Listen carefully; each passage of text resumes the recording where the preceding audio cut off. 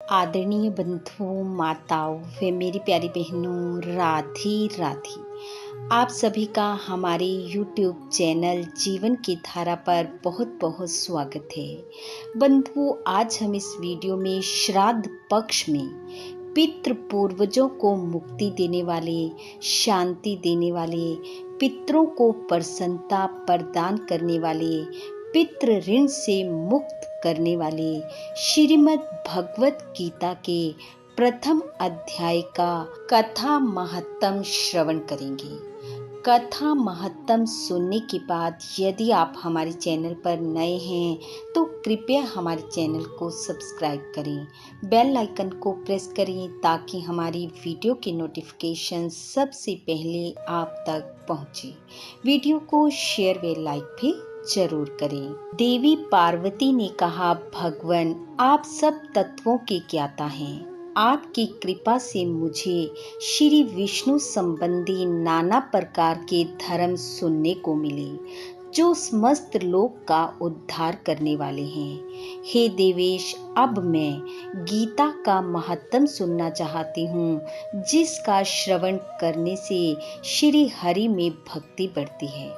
भगवान महादेव कहने लगे, जिनका श्री विग्रह अलसी के फूलों की भांति श्याम वर्ण का है, पक्षी राज गरुड़ ही जिनके वाहन हैं, तथा शेष नाग की शैया पर जो शयन करते हैं, उन भगवान महाविष्णु की हम उपासना करते हैं। एक समय की बात है, मूर दैत्य के नाशक भगवान विष्णु शेषनाग के रमणीय आसन पर सुखपूर्वक विराजमान थे। उस समय समस्त लोगों को आनंद देने वाली भगवती लक्ष्मी ने आदर पूर्वक प्रश्न किया। श्री लक्ष्मी जी ने पूछा, हे भगवान, आप संपूर्ण जगत का पालन करते हुए भी अपने ऐश्वर्य के प्रति उदासीन से होकर जो इस क्षीर सागर में नींद ले रहे हैं, इसका क्या कारण है?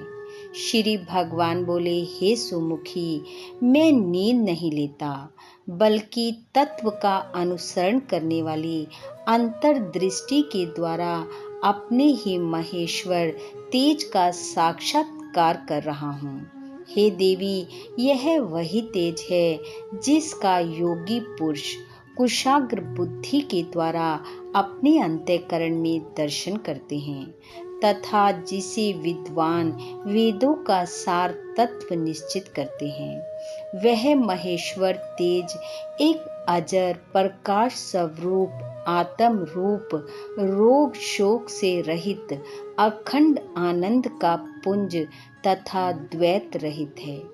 इस जगत का जीवन उसी के अधीन है, मैं उसी का अनुभव करता हूँ। हे देवी, यही कारण है कि मैं तुम्हें नींद लेता सा प्रतीत हो रहा हूँ। श्री लक्ष्मी जी ने कहा, हे ऋषिकेश, आप ही योगी पुरुषों के ध्येय हैं। आपके अतिरिक्त भी कोई ध्यान करने योग्य तत्व है, यह जानकर मुझे बड़ा कौतूहल हो रहा है। इस चराचर जगत की सृष्टि और संहार करने वाले स्वयं आप ही हैं। आप सर्वसमर्थ हैं। इस प्रकार की स्थिति में होकर भी यदि आप उस परम तत्व से भिन्न हैं, तो मुझे उसका बोध कराइए। श्री भगवान बोले, हे प्रिय, आत्मा का स्वरूप द्वैत और अद्वैत से पृथक, भाव और अभाव से मुक्त तथा आदि और अंत से रहित है। शुद्ध ज्ञान के प्रकाश से उपलब्ध होने वाला तथा परम आनंद स्वरूप होने के कारण एकमात्र सुंदर है। यही मेरा ईश्वरीय रूप है। आत्मा का एक तत्व ही सबके द्वारा जानने योग्य है। गीता शास्त्र में इसी का प्रतिपादन हुआ है। अमित तेजस्वी भगवान विष्णु के ये वचन सुनकर देवी लक्ष्मी ने शंका उपस्थित करते हुए कहा, हे भगवान, यदि आपका स्वरूप स्वयं परम आनंद में और मन वाणी की पहुंच के बाहर है, तो गीता कैसे उसका बोध कराती है? मेरे इस संदेह का आप निवारण कीजिए। श्री भगवान बोले, हे सुंदरी सुनो, मैं गीता में अपनी स्थिति का वर्णन करता हूँ। कर्मशय 5 अध्यायों को तुम 5 मुख जानो, 10 अध्यायों को 10 बुझाएं समझो, तथा 1 अध्याय को उदर और 2 अध्यायों को दोनों चरण कमल जानो। इस प्रकार यह 18 अध्यायों की वाङ्मयी ईश्वरीय मूर्ति ही समझनी चाहिए। यह ज्ञान मात्र से ही महान पातकों का नाश करने वाली है। जो उत्तम बुद्धि वाला पुरुष गीता के 1 या आधे अध्याय का अथवा 1 आधे या चौथाई श्लोक का भी प्रतिदिन अभ्यास करता है, तो वह सुशर्मा के समान मुक्त हो जाता है। देवी लक्ष्मी ने पूछा, हे देव, सुशर्मा कौन था, किस जाति का था और किस कारण से उसकी मुक्ति हुई? श्री भगवान बोले, हे प्रिय, सुशर्मा बड़ी खोटी बुद्धि का मनुष्य था। पापियों का तो वह शिरोमणि ही था। उसका जन्म वैदिक ज्ञान से शून्य एवं क्रूरता पूर्ण कर्म करने वाले ब्राह्मणों के कुल में हुआ था। वह ना ध्यान करता था, ना जप, ना होम करता था, ना अतिथियों का सत्कार। वह लंपट होने के कारण सदा विषयों के सेवन में ही आसक्त रहता था। हल जोतता और पत्ते बेचकर जीविका चलाता था। उसे मदिरा पीने का व्यसन था। वह मांस भी खाया करता था। इस प्रकार उसने अपने जीवन का दीर्घ काल व्यतीत कर दिया। एक दिन मूढ़ बुद्धि सुशर्मा पत्ते लाने के लिए किसी ऋषि की वाटिका में घूम रहा था।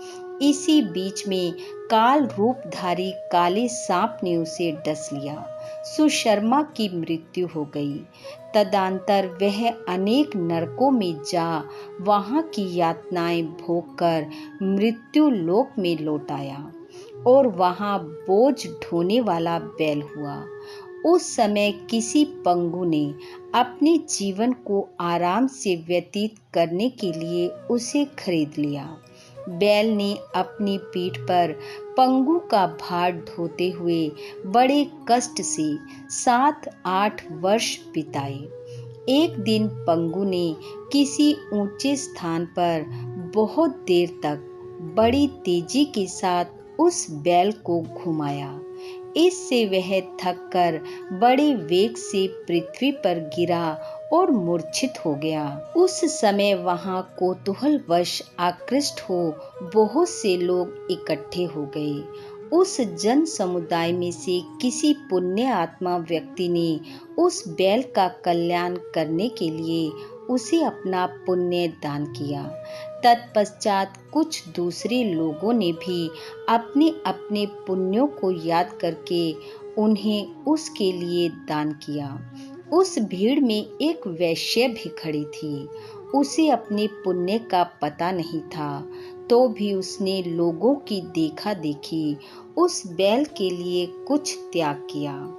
तब यमराज के दूत उस मरे हुए प्राणी को पहले यमपुरी ले गए। वहां यह विचार कर कि यह वैश्य के दिए हुए पुण्य से पुण्यवान हो गया है, उसे छोड़ दिया गया। फिर वह भूलोक में आकर उत्तम कुल और शील वाले ब्राह्मणों के घर में उत्पन्न हुआ। उस समय भी उसे अपने पूर्व जन्म की बातों का स्मरण बना रहा। बहुत दिनों के बाद अपने अज्ञान को दूर करने वाले कल्याण तत्व का जिज्ञासु होकर वह उस वैश्य के पास गया और उसके दान की बात बतलाते हुए उसने पूछा, तुमने कौन सा पुण्य दान किया था? वैश्य ने उत्तर दिया, वह पिंजरे में बैठा हुआ तोता प्रतिदिन कुछ पढ़ता है, उससे मेरा अंतःकरण पवित्र हो गया। उसी का पुण्य मैंने तुम्हारे लिए दान किया था। इसके बाद उन दोनों ने तोते से पूछा। तब उस तोते ने अपने पूर्व जन्म का स्मरण करके प्राचीन इतिहास कहना शुरू किया। शुक बोला, पूर्व जन्म में मैं विद्वान होकर भी विद्वता के अभिमान से मोहित रहता था। मेरा राग द्वेष इतना बढ़ गया था कि मैं गुणवान विद्वानों के प्रति भी ईर्ष्या भाव रखने लगा। फिर समय अनुसार मेरी मृत्यु हो गई और मैं अनेकों घृणित लोकों में भटकता फिरा। उसके बाद इस लोक में आया। सद्गुरु की अत्यंत निंदा करने के कारण तोते के कुल में मेरा जन्म हुआ। पापी होने के कारण छोटी अवस्था में ही मेरा माता पिता से वियोग हो गया। एक दिन मैं ग्रीष्म ऋतु में तपे हुए मार्ग पर पड़ा था। वहां से कुछ श्रेष्ठ मुनि मुझे उठा लाए और महात्माओं के आश्रय में आश्रम के भीतर एक पिंजरे में उन्होंने मुझे डाल दिया। वहीं मुझे पढ़ाया गया। ऋषियों के बालक बड़े आदर के साथ गीता के प्रथम अध्याय की आवृत्ति करते थे। उन्हीं से सुनकर मैं भी बारंबार पाठ करने लगा। इसी बीच में एक चोरी करने वाले बहेली ने मुझे वहां से चुरा लिया। तत्पश्चात इस देवी ने मुझे खरीद लिया। यही मेरा वृत्तांत है जिसे मैंने आप लोगों से कह दिया। पूर्व काल में मैंने इस प्रथम अध्याय का अभ्यास किया था, जिससे मैंने अपने पाप को दूर किया है। फिर उसी से इस वैश्य का भी अंतःकरण शुद्ध हुआ है और उसी के पुण्य से हे द्विज श्रेष्ठ सुशर्मा, आप भी पाप मुक्त हुए हो। इस प्रकार परस्पर वार्तालाप और गीता के प्रथम अध्याय के महत्व की प्रशंसा करके वे तीनों निरंतर अपने अपने घर पर गीता का अभ्यास करने लगे। फिर ज्ञान प्राप्त करके वे मुक्त हो गए। इस प्रकार जो गीता के प्रथम अध्याय को पढ़ता, सुनता तथा अभ्यास करता है, उसे इस भव सागर को पार करने में कोई कठिनाई नहीं होती। बोलो विष्णु भगवान की जय। बंधुओं, भगवान श्री हरि वे आपके पितृ पूर्वजों की कृपा आप वे आपके परिवार पर सदैव बनी रहे। आपका घर आंगन खुशियों से महकता रहे। इन्हीं शुभकामनाओं के साथ आप सबका बहुत बहुत धन्यवाद। राधे राधे।